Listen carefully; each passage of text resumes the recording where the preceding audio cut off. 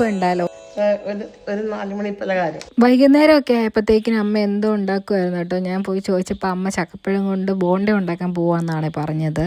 ബോണ്ടേന്ന് അമ്മ പറഞ്ഞാൽ ഉണ്ണിയപ്പത്തിൻ്റെ അത്രേ ഉണ്ടായിരുന്നുള്ളൂ കേട്ടോ സാധനം. ഫസ്റ്റ് ടൈം ആട്ടോ അമ്മ ഇത് ഉണ്ടാക്കുന്നത്. പക്ഷെ ഭയങ്കര ടേസ്റ്റി ആയിരുന്നു കേട്ടോ. എനിക്ക് ഭയങ്കര ഇഷ്ടപ്പെട്ടു.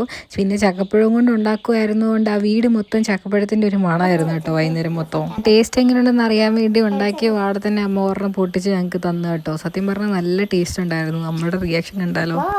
പുറത്ത് നല്ല മഴക്കാറുള്ളതുകൊണ്ട് ഒരു കട്ടനില്ലാതെ എന്താ അല്ലേ. അപ്പം നമ്മൾ വിചാരിച്ചു മഴയൊക്കെ കണ്ട് പുറത്തിരുന്ന് ആസ്വദിച്ച് കഴിക്കാന്ന്. പിന്നെ പുതിയൊരു സാധനം പരീക്ഷിച്ച് ഹിറ്റായതിൻ്റെ സന്തോഷം അമ്മേൻ്റെ മുഖത്തുണ്ട് കേട്ടോ.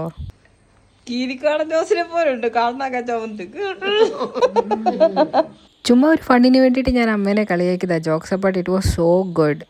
കുറഞ്ഞത് ഒരു 5-6 ഞാൻ അകത്താക്കിയിട്ടുണ്ടാവും. അത്രയ്ക്കും നല്ലതായിരുന്നു കേട്ടോ. മഴക്കാലം നല്ലതാണെന്ന് ചോദിച്ചാൽ ഭയങ്കര രസമൊക്കെയാണ് കേട്ടോ. പക്ഷേ എവിടെയെങ്കിലും പോകുന്ന കാര്യം ഓർക്കുമ്പോൾ ഭയങ്കര മടിയാണേ.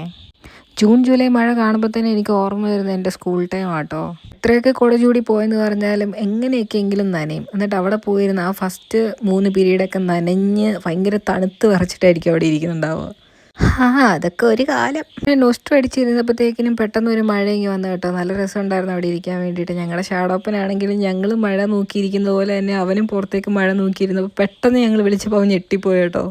മഴ കാണാൻ രസമുള്ള പോലെ തന്നെ നമ്മളൊരു ടൈമിൽ മഴേനെ കണ്ട് പേടിച്ച ടൈം ഉണ്ടായിരുന്നു കേട്ടോ. അതൊക്കെ മനസ്സിലൂടെ ഒരു ടൈം ഇങ്ങനെ മിന്നി മറഞ്ഞു പോയിട്ടുണ്ടായിരുന്നു.